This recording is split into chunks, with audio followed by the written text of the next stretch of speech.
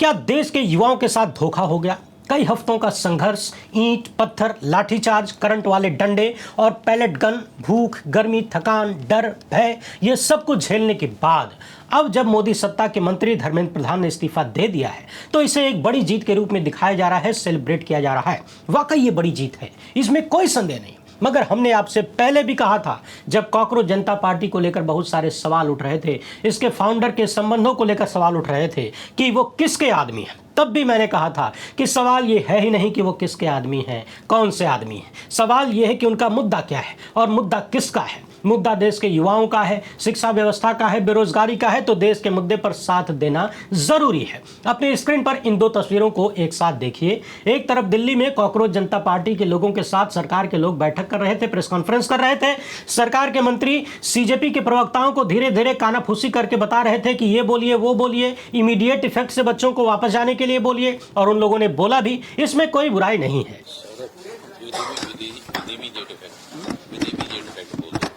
With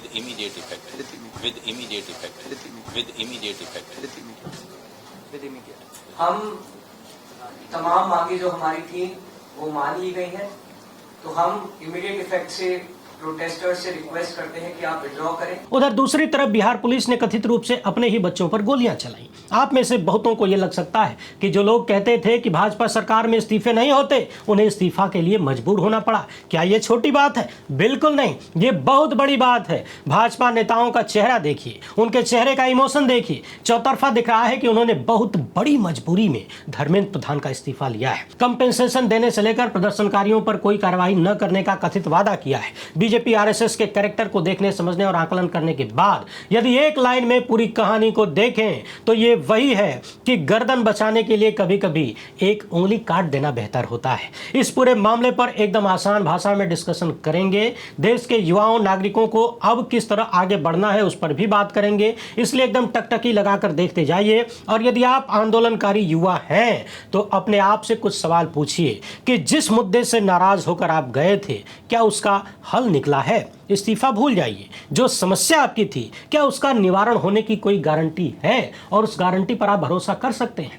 video को ज्यादा से ज्यादा लोगों तक पहुंचाइएगा, ये आपकी जिम्मेदारी है। पहली बार है तो चैनल को सब्सक्राइब भी कर लें। सबसे पहले तो आपको यह बता दें कि सीजेपी की लगभग सभी मांगों को मोदी सरकार ने कथित रूप से स्वीकार कर लिया है। कुछ मामलों में 2-4 दिन का समय मांगा है, जैसे एफआईआर की कॉपी, तमाम एफआईआर रद्द करने जैसी बातें, और कुछ हफ्तों में पुनः मुलाकात करके शिक्षा में सुधार पर चर्चा की बातें कही गई हैं। मगर कुछ हफ्तों में क्या होगा ये तो कुछ हफ्ते ही बताएंगे। फिलहाल इस प्रेस कॉन्फ्रेंस के बाद से सोशल मीडिया पर बहुत सारे लोग ये लिखने लगे, सवाल उठाने लगे कि क्या जनता के भीतर पनप रहे गुस्से को भाजपा ने अपना विपक्ष पैदा करके घुमा दिया? ये गुस्सा असली विपक्ष को फायदा न पहुंचा दे? राहुल गांधी जो लगातार कार्यक्रम कर रहे थे, छात्रों की गूंज और उन्हें न्याय दिलाने की बात कर रहे थे, कहीं उससे घुमाने का ये प्रयास तो नहीं था? मैं एक बार फिर से कह दूं, मैं ऐसा कोई संदेह पैदा नहीं कर रहा, न ही मेरे पास ऐसा कोई सबूत है। हाँ, लेकिन सवाल बहुत सारे हैं, और सबसे बड़ा सवाल यही है कि धर्मेंद्र के बाद कोई जितेंद्र आएंगे या महेंद्र आएंगे? नरेंद्र पहले से है, तो क्या पेपर लीक होना बंद हो जाएगा? अभी वीडियो रिकॉर्ड होने के बाद खबर आई है कि केंद्रीय शिक्षा मंत्रालय का अतिरिक्त प्रभार प्रहलाद जोशी को दे दिया गया है। प्रहलाद जोशी जो कि बीए पास हैं, यानी बीए तक की पढ़ाई किए हैं। अब ये शिक्षा व्यवस्था को कितना दुरुस्त कर पाएंगे, क्या इनकी क्षमताएं हैं, और अपनी क्षमताओं का भी कहां तक स्वतंत्र रूप से इस्तेमाल कर पाएंगे अमृतकाल के भीतर, इसका अंदाज़ा आप लोग खुद ही लगा लीजिए। और ये भी अंदाज़ा लगा लीजिए कि ये फैसला आपके बच्चों के भविष्य को सुधारने के लिए लिया गया है, यानी प्रहलाद जोशी को लाया गया है, या फिर आपको चिढ़ाने के लिए, या फिर इनके पास कोई और है ही नहीं जो सच में भारत की शिक्षा व्यवस्था को सुधार सके। हाल ही में प्रधानमंत्री मोदी ने जो फास्ट ट्रैक कोर्ट की बात कहा था, तो हमने दिखाया, बताया और तमाम एक्सपर्ट्स, कानूनी जानकारों से, देश के टॉप वकीलों से बात करके भी आपको सुनाया कि फास्ट ट्रैक कोर्ट एक जुमला है जिसका परिणाम नील बटे सन्नाटा ही होना है।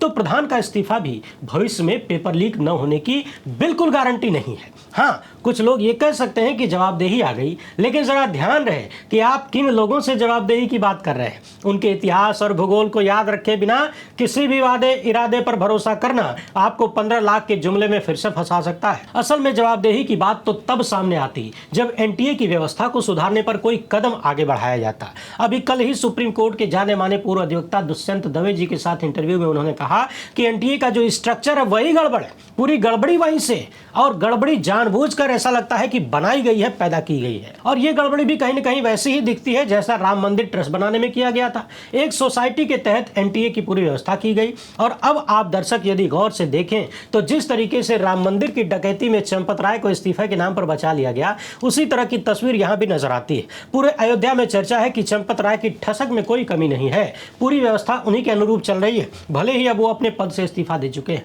पिछले 12.5 साल के इतिहास में हमने बार बार देखा कि बीजेपी आरएसएस की सरकारों ने यदि अपने किसी व्यक्ति को किसी बड़ी मजबूरी में पद से हटाया भी तो उन्हें और बड़ा पद दिया गया, उनकी पावर में कोई कमी नहीं आई बल्कि प्रमोशन मिला, पावर और बढ़ गई। बराबर ये आरोप लगते हैं कि मामला राम मंदिर का हो चाहे नीट पेपर लीक का हो, कद्दू कटा है तो सब में बटा है, इसीलिए किसी एक को सजा देने में दिक्कत होती है, इसीलिए उसको प्रमोशन दिया जाता है, सजा तो खाली दिखावे की होती है। किसानों के मामले में अजय मिश्रा टेनी को याद करिए, पहलवानों के मामले में बृजभूषण शरण सिंह को याद करिए। ऐसे कई उदाहरण हम सबके सामने हैं। समझने वाली बात यह है कि एनटीए के भीतर कई लोगों को हटाया गया है, किनको हटाया गया और हटाने के बाद उनका क्या होगा, कौन सा इनाम मिलेगा, ये तो वक्त बताएगा। हमें याद रखना चाहिए कि अभी अभी पश्चिम बंगाल में चुनाव हुआ, क्या क्या हुआ, चुनाव कराने वाले तमाम अधिकारियों को कैसे पूरी बेशर्मी के साथ चुनाव जीतते ही इनाम दिया गया, चुनाव आयोग में कितनी बेशर्मी के साथ अधिकारियों को लगाया गया है, अलोकतांत्रिक से लगाया गया है, ये भी आप सबको पता है, और वो अधिकारी वहां बैठ के क्या क्या कर रहे हैं ये भी सबको पता है। उसी तरह जिन लोगों को कथित रूप से एनटीए से हटाया गया, छात्रों के हटते ही उनको भी इनाम मिल जाएगा और शायद तब ये छात्र बोलने की स्थिति में भी नहीं रहेंगे। ध्यान रहे, सत्ता का डर देशव्यापी छात्र आंदोलन से पैदा हुआ है, सत्ता जाने का डर सता रहा है। ये बिल्कुल नहीं कहा जा सकता कि उनकी आंख खुल गई है, सद्बुद्धि आ गई है, वो मजबूरी में झुके हैं, इस बात को याद रखिएगा। और मैंने आपको कई बार कहा है, अभी भी थोड़ी देर पहले लाइव वीडियो में दिल्ली यूनिवर्सिटी के प्रोफेसर रतनलाल कह रहे थे कि आरएसएस का ये कैरेक्टर है, जब वो पावर में होते हैं तो आपको कुचल देंगे, आपके सर पे चढ़ के तांडव करेंगे, और जब पावर में नहीं होंगे तो माफी वीर बन जाएंगे, लौट जाएंगे। अभी जब देश भर में छात्र सड़क पर आ गए थे तो उन्होंने मजबूरी में ये फैसला कर लिया है, लेकिन कल को जब ये मजबूरी खत्म हो जाएगी तब क्या होगा? आप कहेंगे कि सरकार ने वादा किया है, वो भी लिखित में, तो जरा ढूंढ मारिए पिछले 12.5 साल में कितने ही वादे इन्होंने लिखित अलिखित किए और कितनों को पूरा किया। अरे जो लोग अदालतों के आदेश तक को नहीं मानते, अपने हिसाब से यूज कर लेते हैं, अभी सोनम वांगचुक के केस में ही किया है। आप उनके वादों पर कितना एतबार कर सकते हैं? जहां एक महत्वपूर्ण मामला यह भी है कि इस आंदोलन में हिस्सा लेने वाले केवल नीट के पीड़ित नहीं हैं, वो देश भर के एजुकेशन सिस्टम के सताए हुए हैं, बेरोजगारी के सताए हुए हैं, खराब अर्थव्यवस्था के सताए हुए हैं। अलग अलग भर्ती परीक्षाओं से लेकर यूनिवर्सिटी की शिक्षा व्यवस्था, बेरोजगारी, महंगाई, तमाम मुद्दे हैं जिन पर वो लोग झेल रहे थे। बाकियों की बात तो छोड़िए, नीट भी पूरी तरह से दुरुस्त हो गया या हो जाएगा, अब तक इसका कोई प्रमाण नहीं है, रत्ती भर भी नहीं है। जहां तक बात वादों की है तो वादा किसानों से भी किया गया था, जब खुद प्रधानमंत्री माफी मांगने आए थे हाथ जोड़ के, याद है कि नहीं? और जरा पता लगाइए कि जो वादे उन्होंने किसानों से किया था उन वादों का क्या हुआ। वैसे सत्ता पाने के लिए वादे तो और भी बहुत बड़े बड़े किए गए थे, 2 करोड़ रोजगार हर साल, 15 लाख खाते में, फलाना ढिमकाना, 100 स्मार्ट सिटी, ये सब हम सबको इस सब की हकीकत मालूम है। तो सवाल वही पैदा होता है कि वर्तमान सत्ता ने आज मजबूरी में तो झुकने का फैसला कर लिया, लेकिन इससे सीख लेते हुए वो व्यवस्था में सुधार लाएंगे, जिम्मेदारी और जवाबदेही लाएंगे, आपके लिए काम करेंगे, या फिर ऐसे आंदोलन दोबारा खड़े न हो सकें इसका रास्ता निकालेंगे, कोई दूसरा हथियार बनाएंगे। ये देखने वाली बात होगी। गुजरात में आरक्षण वाला आंदोलन हुआ, प्रमुख आंदोलनकारी ही भाजपा में शामिल हो गया। इसके अलावा अन्ना आंदोलन को भी याद करिए, उस दौरान भी काले धन से लेकर भ्रष्टाचार तक जितने भी लोग खड़े हुए थे, ज्यादातर उससे भी ज्यादा, पुरानी सरकार से भी ज्यादा भ्रष्ट सरकार को उन लोगों ने पैदा किया और आज तक चला रहे हैं। तो मूल सवाल आज भी वही है, देश में 40% के आसपास आईआईटीएंस को कॉलेज से प्लेसमेंट नहीं मिल रही है, प्रचंड बेरोजगारी है। आप बड़ी से बड़ी डिग्री ले लीजिए, महंगी से महंगी डिग्री ले लीजिए, लेकिन नौकरी की गारंटी नहीं है, युवाओं का कोई भविष्य नजर नहीं आता। सरकारी नौकरी की तैयारी कर रहे हैं तो कितने साल करेंगे, कोई भरोसा नहीं। आप अकेले में युवाओं से बात करिए तो कहते हैं लगता है रणुए मर जाएंगे, कब पूरी होगी तैयारी, कब मिलेगी नौकरी, कोई ठिकाना ही नहीं है। क्या इन सब के लिए कोई ठोस हल निकल पाया है? सरकार के लोग प्रवक्ताओं से खुलेआम कान में कह रहे हैं कि इमीडिएट इफेक्ट से आंदोलन खत्म करने के लिए बोलिए, कि सभी बच्चे घर चले जाएं। ये दर्शाता है कि उनकी प्राथमिकता सबसे पहले यह है कि सारे बच्चे घर चले जाएं। बच्चे बाहर क्यों निकले हैं इस बात से कोई फर्क नहीं पड़ता। और यही सिचुएशन भाजपा नेताओं की ये 12 बजने वाली शक्लें मुझे चिंतित कर रही हैं कि आगे क्या होने वाला है। जिन लोगों ने पूरे देश की शिक्षा व्यवस्था को चुन चुनकर संगठित तरीके से तबाह किया है, सरकारी शिक्षा को समापन की तरफ पहुंचाया है, अपनी बेस्ट यूनिवर्सिटी को आतंकवादियों का अड्डा बनाया है, वहां पर हिंसा करवाया है, उन लोगों से शैक्षणिक सुधार की कितनी उम्मीद की जा सकती है? जिन लोगों ने झूठा इतिहास पढ़ाने का फैसला कर लिया है, इतिहास को पलटने की कोशिश कर रहे हैं, ये आप जनता ही बताइए कि कितनी उम्मीद है आपको। और खुद ही तार्किक होकर सोचिए कि इतने बड़े आंदोलन का अब तक का हासिल क्या है? सिर्फ एक व्यक्ति का इस्तीफा। बेशक ये सरकार झुकती हुई नजर आई है, लेकिन इस झुकने का बदला कैसे लिया जाएगा, ये बीजेपी आरएसएस का इतिहास बताता है। पिछले कुछ ही घंटों में कई मुस्लिम युवकों को तरह तरह से परेशान करने की खबरें आई, कईयों पर अपराध दर्ज करने की भी खबरें सामने आई, किसी के घर वालों तक पुलिस पहुंच गई। बहरहाल वो तो प्राथमिक टारगेट है ही। इस आंदोलन में सबसे बड़ी समस्या ये हुई कि बलि का बकरा मुसलमान नहीं मिला। बीजेपी आरएसएस का कोर वोटर ही सड़क पर आ गया था, उन्हीं के बच्चे आ गए थे। तो अब समझने वाली बात यह है कि छात्र करें क्या। कल ही इस इंटरव्यू में सुप्रीम कोर्ट के जाने माने अधिवक्ता प्रशांत भूषण ने देश के युवाओं को राय दिया था, एडवाइस दिया था कि छात्र जहां जहां हैं, कॉलेज में, यूनिवर्सिटी में, वहां असेंबली करें, आपस में बातचीत करें, अपनी अपनी समस्याओं पर चर्चा करें कि समस्याएं क्या हैं, उनको कैसे सुधारा जा सकता है, हल क्या हो सकता है, कैसे जिम्मेदारी तय होनी चाहिए, और फिर आगे का रास्ता तय करें। इसी तरह विपक्षी पार्टियों को भी समस्याओं का हल ढूंढने के लिए काम करना होगा। इस आंदोलन ने एक काम तो किया है कि सत्ता का डर बहुत कम कर दिया है, मगर ये वो सत्ता है जो अमृतकाल लेकर आई है। ये डर कितने दिनों तक कम रहेगा या रहने दिया जाएगा, ये भी वक्त ही बताएगा। सवाल ये है कि क्या आज के बाद अलग अलग राज्यों में और केंद्र की परीक्षाओं में जो पेपर लीक होते हैं वो नहीं होंगे? क्या वो परीक्षाएं समय पर होंगी? क्या उनके महंगे महंगे फॉर्म सस्ते हो जाएंगे? क्या परीक्षाओं के रिजल्ट समय पर आएंगे? ज्वाइनिंग समय पर मिलेगी? जांच के नाम पर जिन भर्तियों को सालों से लटका के रखा गया है, क्या उन पर ध्यान दिया जाएगा? क्या सरकारी कॉलेजों में सारी कमियां दूर हो जाएंगी? अध्यापक, क्लासरूम, लाइब्रेरी और प्रोफेसर आ जाएंगे? क्या सरकारी यूनिवर्सिटी की फीस कम हो जाएगी? सरकारी शिक्षा सस्ती हो जाएगी? जो लाखों स्कूल बंद हुए हैं, हजारों स्कूल बंद हुए हैं, क्या वो सरकारी स्कूल खोल दिए जाएंगे? ये सवाल अपने आप से पूछिए। जब छात्र वापस चले जाएंगे, सरकार की मजबूरी खत्म हो जाएगी, उसके बाद सरकारी रवैया क्या होगा? वो सुधारात्मक होगा या दंडात्मक होगा? ये सब देखने वाली बात होगी। वैसे एक बात और बता दें, इस आंदोलन में सिर्फ परीक्षाओं के पीड़ित लोग ही नहीं थे। पिछले 12.5 साल में जैसा जैसा बंटाधार जिन जिन क्षेत्रों में हुआ है, उन सब का गुस्सा इस आंदोलन के माध्यम से निकला है। महत्वपूर्ण बात है कि जिस तरीके से लाखों करोड़ों लोगों का वोट काटकर लोकतंत्र का गला घोटा गया है, लोगों को संवैधानिक अधिकारों से वंचित किया गया है, उसका भी गुस्सा इसमें शामिल था। जिस तरीके से वोट चोरी हुई, सीट चोरी हुई, चुनावी घपलेबाजियां हुई, वो सब का गुस्सा इसमें निकला है। न्यायपालिका के प्रति जो नाराजगी थी, उसका भी गुस्सा इसमें शामिल है। महंगाई, भ्रष्टाचार, मिलावटी पेट्रोल, दुनिया में भारत की जग हंसाई, उन सब का गुस्सा इसमें शामिल है। तो आइए एक छोटी सी चर्चा ये भी सुनते जाइए। अपनी राय कमेंट बॉक्स में जरूर लिखिएगा। तो इस पूरे आंदोलन में क्या खोया क्या पाया, इस पर चर्चा के लिए हमारे साथ विशेष मेहमान श्री संजीव पांडे जी हैं। बहुत बहुत स्वागत है सर आपका। सर, जैसे ही सरकार और सीजेपी के बीच बातचीत हो गई, सरकार ने धर्मेंद्र प्रधान का इस्तीफा ले लिया, तमाम मुद्दों को स्वीकार लिया, मांगों को स्वीकार लिया। इसके बाद बहुत सारे लोग लिखना शुरू कर चुके हैं कि क्या एक बार फिर से देश के युवाओं के साथ धोखा हो गया, क्या वो झांसे में फंस गए, इस पूरे मसले का रिजल्ट क्या है। और जब हम झांक कर देखते हैं कि भाई इसमें नीट के पीड़ित भी थे, तमाम सरकारी भर्ती परीक्षाओं के पीड़ित थे, बेरोजगारी से पीड़ित थे, तो वो सब जिस नाराजगी को लेकर गए थे, उनको क्या मिला? क्या मिला, या फिर वो फंस गए? क्या धोखा हो गया? आपको क्या लगता है? देखिए, अगर आज़ादी के आंदोलन में महात्मा गांधी की जो रणनीति जो होती थी, वो होती थी संघर्ष, समझौता, संघर्ष। किसी भी आंदोलन को चलाने की एक समय सीमा होती है जी।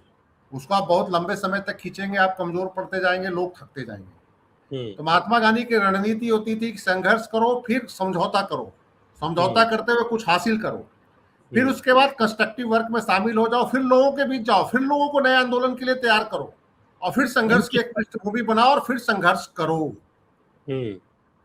ये आंदोलन 30 दिन 35 दिन चला। अगर गांधी के सारे आंदोलन को देखेंगे, जो बड़े आंदोलन है, उसमें गांधी जब भी अनशन पे बैठे, तो अनशन पे बैठने के बाद कुछ दिन बाद ही कोई ना कोई समझौते का रास्ता निकाला, कुछ उन्होंने हासिल किया, फिर समझौता को वहीं पे आंदोलन को रोक दिया और फिर नए सिरे से आंदोलन की तैयारी करी जी। तो मेरा ये कहना है कि इस आंदोलन को हमने जिस ढंग से देखा, इस आंदोलन से हमें लग रहा है कि आंदोलन के अच्छे रिजल्ट आएंगे। इस आंदोलन से लड़कों ने एक इम्पॉर्टेंट चीज ये हासिल किया कि सरकार का जो एक भय था वो खत्म हुआ है। और जो लगातार ये नैरेटिव बनाया जाता था कि सरकार तो कभी झुकती ही नहीं, मंत्री का इस्तीफा नहीं होता, सरकार जो फैसला लेती है उस पर पीछे नहीं हटती। ये सरकार दूसरी बार पीछे हटी है। किसान जी। मूवमेंट के बाद दूसरी बार पीछे हटी है। हम्म, और मंत्री का इस्तीफा तो शायद पहली बार हुआ है एमजे अकबर को बात देखे तो। एमजे अकबर का इस्तीफा का कोई आंदोलन वो से तो लेना देना अलग बात थी। जी। अलग बात। हम्म, तो नरेंद्र मोदी सरकार की पहली बार हुई है, पहली बार आरएसएस विचलित नजर आ रहा है। हम्म, आरएसएस ने अपने एबीवीपी की टीम बीच में 2 दिन में घुसाई थी, ऐसी खबरें भी आ रही है, ताकि हम्म, छात्रों के आंदोलन को समर्थन करके उनके दिल जीतने की कोशिश की जाए। आरएसएस विलेन ना हो, एबीवीपी विलेन ना हो। हम्म, एक एजेंडा ये भी हो सकता है कि आंदोलन में घुस के आंदोलन को तोड़ा जाए, लेकिन उनको सफलता नहीं मिली। जब उनको सफलता नहीं मिली तो उन्होंने फिर आज मोहन भागवत का एक संदेश भी आया, बताते हैं कि पिछले 2 दिन से आरएसएस के शीर्ष अधिकारियों और जो टॉप के जो गवर्नमेंट के लोग थे, जिसमें प्रधानमंत्री जी थे, गृह मंत्री जी थे और तमाम लोगों की मीटिंग हो रही थी और उसमें ये सारा कुछ हो रहा था। तो उसमें सारा कुछ में इन्होंने देख लिया कि ये दिल्ली तक अब नहीं है आंदोलन छोटे छोटे शहरों में फैल रहा है। गुजरात में भी केबिनेट का आंदोलन हुआ। तो मेरा ये कहना है कि जो इशू था ये इशू डिफरेंट था। ये इशू एक जाति का नहीं था, पटेलों का आरक्षण का नहीं था। हरियाणा नहीं में सर, जाटों ने मेरा मूल सवाल ये है कि इससे मिला क्या, क्या खोया क्या पाया? लाठियां खाने के बाद पैलेट गन से इससे बहुत बड़ा मिला कि आगे के आंदोलन की एक पृष्ठभूमि तैयार हो गई। जो विपक्ष मरा पड़ा था, तमाम विपक्ष छोटे छोटे मुद्दों पर आपस में भिड़ते थे, उनको एक इशू मिल गया एकजुट होने का, चाहे उसका माध्यम कांग्रेस जनता पार्टी ही बना, लेकिन एक माध्यम मिला। राहुल गांधी सेंटर स्टेज पे आ गए। राहुल गांधी ने भारत यात्रा भी की, राहुल गांधी ने भी पेपर लीक पे कई कार्यक्रम किए थे, लेकिन उसकी उतनी सफलता मिलती हुई नजर नहीं आ रही थी जितना पिछले 2 दिनों में सफलता मिली। तो मैं समझता कि कांग्रेस को तो एक बहुत बढ़िया एक जमीन मिल गया है कि इस आंदोलन को आगे बढ़ाए, शिक्षा के मुद्दे नहीं और तमाम मुद्दों को आगे बढ़ाए। आम आदमी पार्टी हो, समाजवादी पार्टी हो, मैं कहता हूं कि इस आंदोलन से क्या मिला आप सुन लीजिए। जब एबीवीपी के लोग एक्टिव हुए आरएसएस के कहने पे, समाजवादी पार्टी के युवजन सभा भी एक्टिव नजर आ रहा था, जो छात्र संगठन उनका था वो भी एक्टिव नजर आ रहा था। बिल्कुल। एनएसयूआई के लड़के भी एक्टिव नजर आए, आईसा के लड़के तो पहले से ही एक्टिव थे, एसएफआई के लड़के तो पहले से ही एक्टिव थे। तो मिला क्यों नहीं? 20 साल से देश में छात्र आंदोलन टूट चुका है। कहीं छात्रों का मूवमेंट आपने देखा है इस देश के अंदर?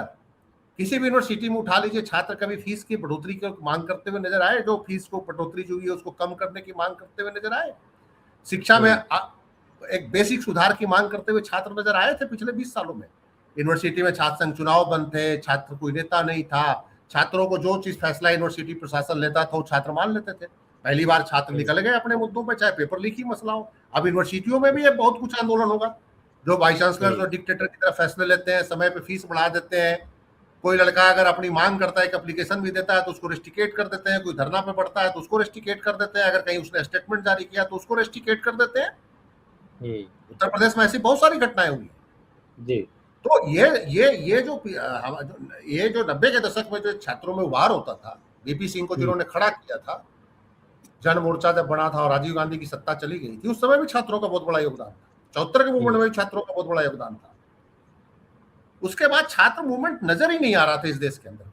छात्र नेता नहीं, छात्र मूवमेंट नहीं। तो अब छात्र मूवमेंट खड़ा हो गया है, ये हमने पाया, ये चीज को मानिए, छात्र जिंदा हो चुके हैं। हम ये उम्मीद नहीं करेंगे कि राहुल गांधी को इंतजार करेंगे, अरविंद केजरीवाल का इंतजार करेंगे, कांग्रेस पार्टी का इंतजार करेंगे। उनके दिमाग में ये भी अब तो चल नहीं रहा है। कि अब जैसे यहाँ इसमें बहुत सारे सरकारी भर्ती परीक्षाओं के छात्र थे, नीट के ही थे। नीट में मूल समस्या ये बताई जा रही है, तमाम देश के बड़े बड़े वकील बता रहे हैं कि उसके निर्माण में ही गड़बड़ी है। एनटीए जो एक सोसाइटी के रूप में बनाया गया है वहीं पे गड़बड़ी है। तो कम से कम उसको उसमें सुधार की बात तो आ सकती थी, कि सुधार की गारंटी तो मिल सकती थी कि हाँ भाई हम इस तरह का फैसला ले रहे हैं। लेने तक तो कम से कम ये होना चाहिए कि हाँ हम बैठे रहेंगे जब तक ये ना हो जाता है। और भाजपाई सत्ता के वादों पर कितना भरोसा किया जा सकता है, ये आपको इसका भरोसा? देखिए, मैं आपको फिर कह रहा हूं, शासन के खिलाफ अगर लगातार आप खड़े हैं तभी शासन निरंकुश नहीं होता है। ये लोकतंत्र की एक बेसिक प्रिंसिपल है। विपक्ष क्यों होता है?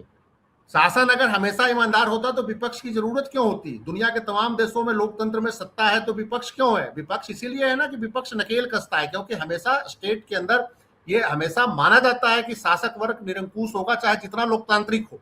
गलत फैसले लेगा, उसमें करप्शन आएगा, वो पैसा कमाएंगे, जन विरोधी फैसले लेंगे, तभी तो लोकतंत्र है। तभी तो सत्ता पार्टी को हरा के विपक्ष सत्ता में आता है। अगर वो गलतियां ना करे, वो निरंकुश ना हो, बदमाशी ना करे, भ्रष्टाचार ना हो, दमन ना हो, तो फिर सत्ताधारी दल बदलेगा क्यों? तो उसके लिए था कि आपको जो जिस ढंग से सिस्टम चला रहे थे, one nation one election, election commission का जिस ढंग से निरंकुश रवैया है, जिस ढंग से SIR में गड़बड़ियां की गई, जिस ढंग से EVM में घपले हो रहे हैं, तो ये सारी चीजों पे जागरूक जनता हो रही थी। उनको मोबिलाइज करने की एक जरूरत थी। वो नीट के बारे में मोबिलाइज हो। आप जो कहना चाहते हैं मुझे ये समझ में आ रहा है कि अभी ये जो आंदोलन हुआ है ये एक चिंगारी लगी है, इसके बाद अलग अलग मुद्दों पर जनता लगातार लड़ती रहे, आवाज उठाती रहे। खासकर सबसे बड़ा मुद्दा तो संवैधानिक अधिकार, वोटिंग राइट छीनने का है। देखिए वो बड़ा मसला क्या है, बड़ा मसला जो है कि नीट की जब बात हो रही थी, नीट के विरोध में तमिलनाडु स्टेट पिछले लगातार से, जब से नीट लागू हुआ है तमिलनाडु इसका विरोध किया है। साउदर्न स्टेट्स इसके फेवर में नहीं है, उनकी बात कोई सुन नहीं रहा था। और ये जो है ना, स्टेट के जितने भी देश के फेडरल स्ट्रक्चर को कैसे चोट मार रही है सरकार, जितने भी स्टेट लिस्ट के जो मसले हैं या कंक्रीट लिस्ट के मसले हैं, जहां पे स्टेट की एक अपना अधिकार होता है, उसमें जबरदस्ती घुसपैठ करती है। चाहे लॉ एंड ऑर्डर हो, चाहे एजुकेशन हो, चाहे वो क्या कहा जाता है एग्रीकल्चर हो, फार्मूला वाला मसला में देखिए कैसे घुस गए थे। तो ये सरकार जो है, ये सारे जो चीजें हैं, ये चीजों को ऊपर जो है विपक्ष को बात करना पड़ेगा। कॉकरोच जनता पार्टी आके सारी चीजों पे बात नहीं कर सकती थी, उनके डोमेन का नहीं था।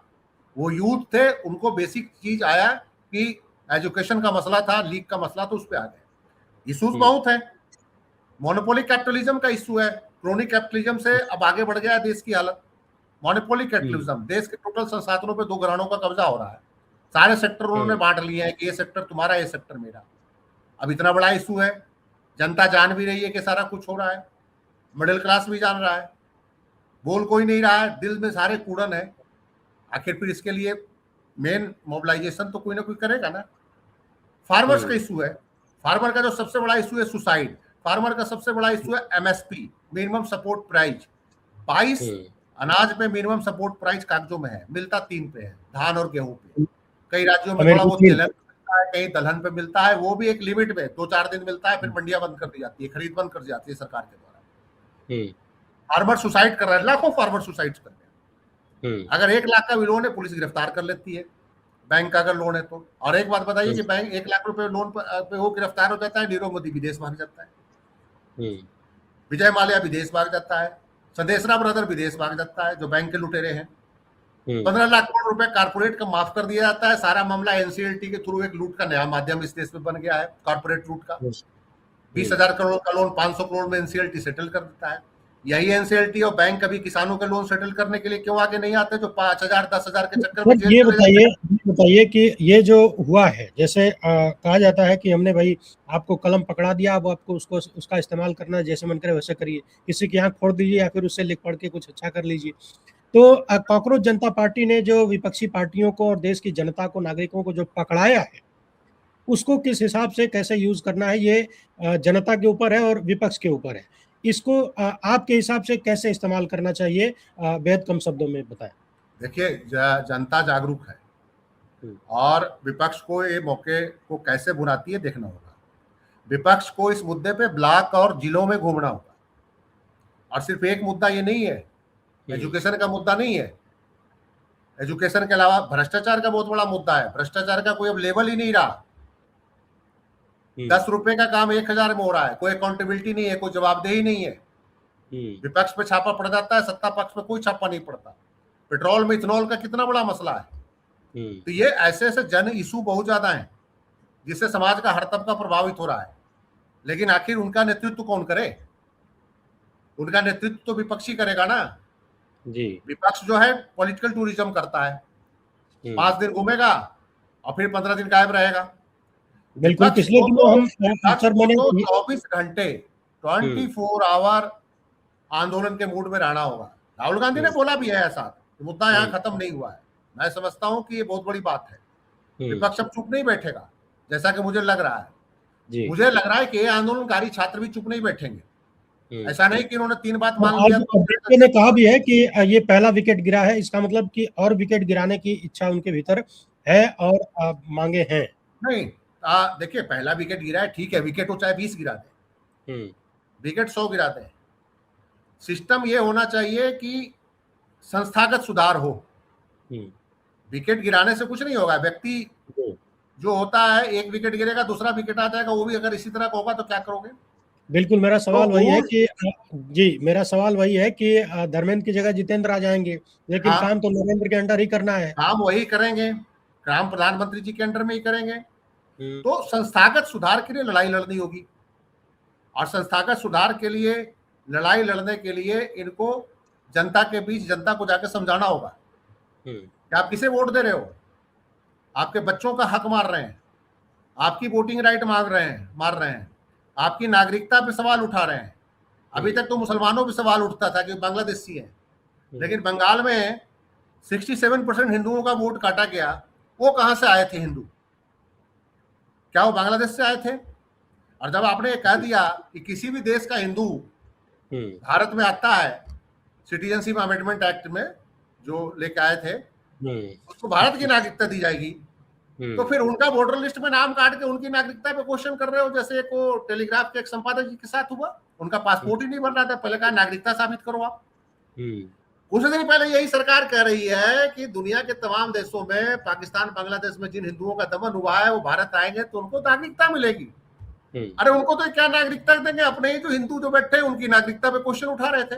अब सर आपसे मेरी गुजारिश है कि 30 सेकंड के भीतर आप युवाओं के लिए और विपक्ष के लिए ये बताएं कि आगे उनको क्या करना चाहिए, खासकर देश के युवाओं के लिए अपने मुद्दों का हल निकालने के लिए।